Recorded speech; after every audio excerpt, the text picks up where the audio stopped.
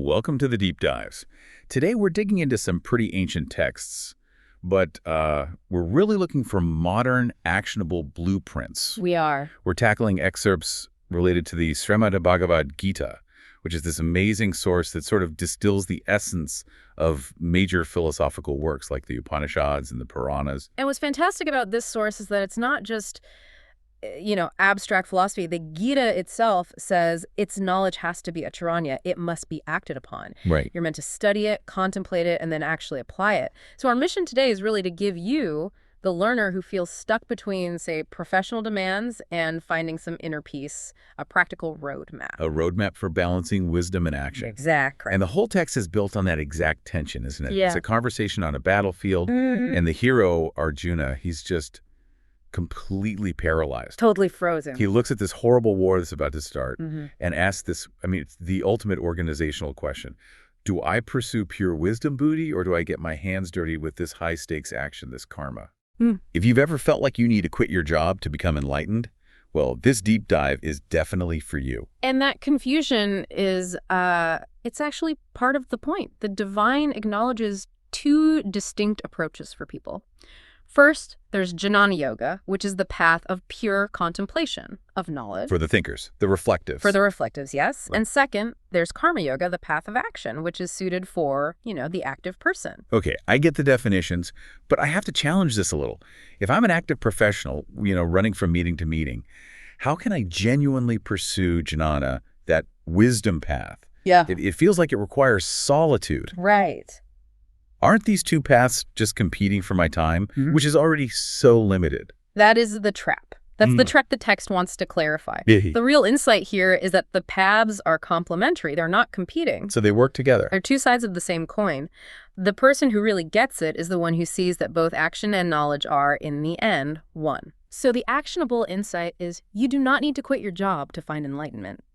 Seeing them as one means your professional action becomes your meditation as long as you adjust your mindset. It's a huge efficiency boost. That reframes everything for me. Yeah. It means that the very act of seeking this knowledge, that's valued. Highly valued. The divine states that just by studying this discourse, you are performing a knowledge yajna. A jnana yajna. Yeah. So just absorbing these insights right now is an act of worship. It is. It's considered a sacred act. Wow. And that leads us from the type of action to the right action for you, personally. The concept of duty, of karma, is defined as being tied to your innate nature, your swabhava, and your inherent qualities, the gunas. So my duty isn't just something my boss assigns me. It flows from my unique skills, my personality. Precisely. The text talks about how different natures, like people geared toward teaching or ruling or commerce or service, they naturally align with different kinds of duties. But the key detail, beyond any social structure, is the essence of your action, swadharma. This is your self-chosen duty, the responsibility that it matches who you are at your core. This sounds so much like the modern talk about finding your professional purpose. What's the real value of aligning my job with my swadharma? It's the engine of transformation. By performing this duty that's true to you, you attain success, or siddhi. The text frames it as the only real way to devotion, to bhakti. So success comes through worship. Through worship, abhirchana of the divine, yes. But the action itself is the worship. When your action aligns with your nature, it stops being a burden. It becomes the path itself. This leads perfectly to renunciation, because when people hear renunciation, they think, quitting everything, moving to a cave. But the Gita seems to have a much more practical take. It does, a much more practical one. True renunciation, sannyasa, isn't about avoiding your daily tasks or, your office job. It's not about inaction. No. It means performing all your necessary actions without attachment to the outcome. You act because it's the right thing to do. It aligns with your swadharma. But whether you get a huge success or a total failure, you remain psychologically free from that result. That feels like the ultimate psychological tightrope for a modern professional.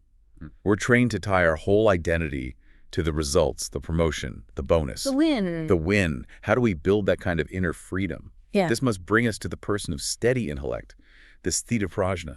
It does. The Sthita Prajna is the ideal, the person who has mastered this inner control, which is just essential for well-being.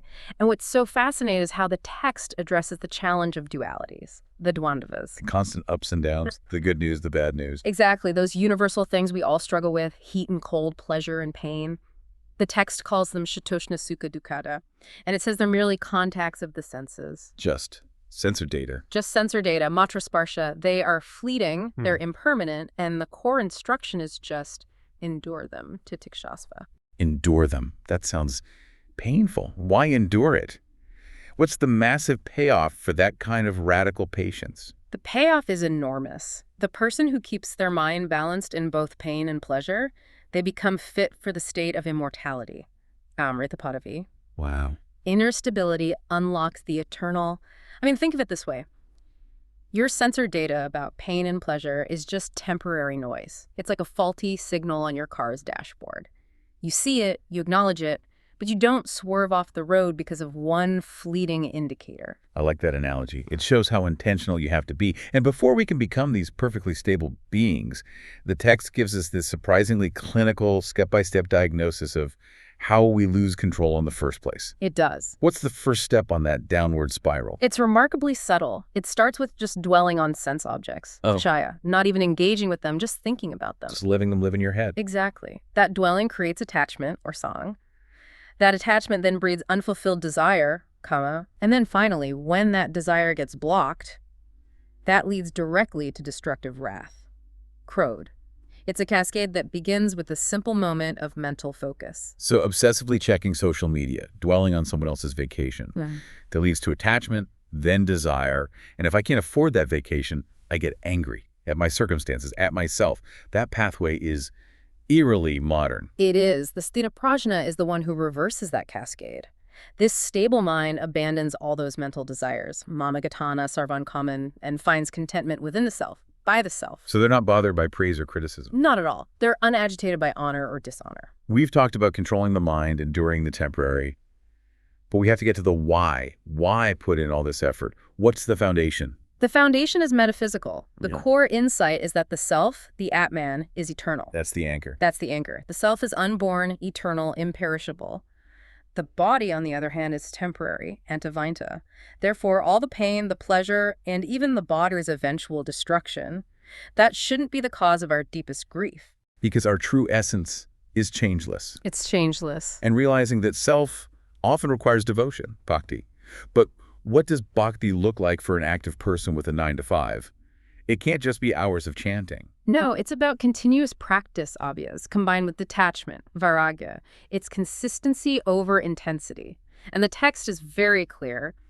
This practice takes time. A long time. Maybe even many lifetimes to perfect. It's a marathon, not a sprint. What? It's defined by the psychological state you bring to every action you take. And to make this huge, abstract idea of the divine feel more tangible, the text gives us this concept of vibhuti, right? The divine's presence everywhere. Yes, it gives concrete examples to ground the philosophy. The divine manifests as the good fragrance in the earth, punya gandha. I love that. It is the mind among all your senses, and crucially, it is the consciousness, the chaitana, in all beings. So when you're looking for proof, you don't have to look up at the sky. No, you look right into the consciousness of every being you interact with, including yourself. It's the unifying thread in every single part of your active day. So let's put it all together then. What does this mean? Wisdom and action combined. We see that success in the human world, Siddhi, it's attained really quickly through action. Karmaja, Siddhi. Very quickly. Whether that action is selfless or even a little desire-driven, action gets results here. It does. But what truly sets the highest aspirant apart, the Mahatman, is the realization that goes beyond that quick human success. And what is that? This is the person who, after many, many births, finally realizes that Vasudeva is everything. Vasudeva Sarvamiti. They see all beings as the divine's creation. They achieve that ultimate unity. That brings us right back to Arjuna's crisis at the beginning. He sees that vast, terrifying cosmic form of the divine, the absolute truth, and he's just completely overwhelmed by it. He's paralyzed. He actually begs the divine to return to this simple human form. He says he'd lose the will to fight or even to live if he kept focusing on that enormous absolute truth. And this raises, I think, a really important question for you, the learner, to consider as you try to bring these insights into your life. What's the question? If the constant, overwhelming contemplation of absolute truth can be psychologically crippling, if it actually leads to paralysis instead of purpose, then is focused action, performed with total dedication to a single, chosen duty, your swadharma. Is that the most compassionate and effective path to finding peace and ultimate realization within the bounds of human life? Maybe the greatest realization isn't found by looking away from the world, but by acting within it, detached, yet completely devoted.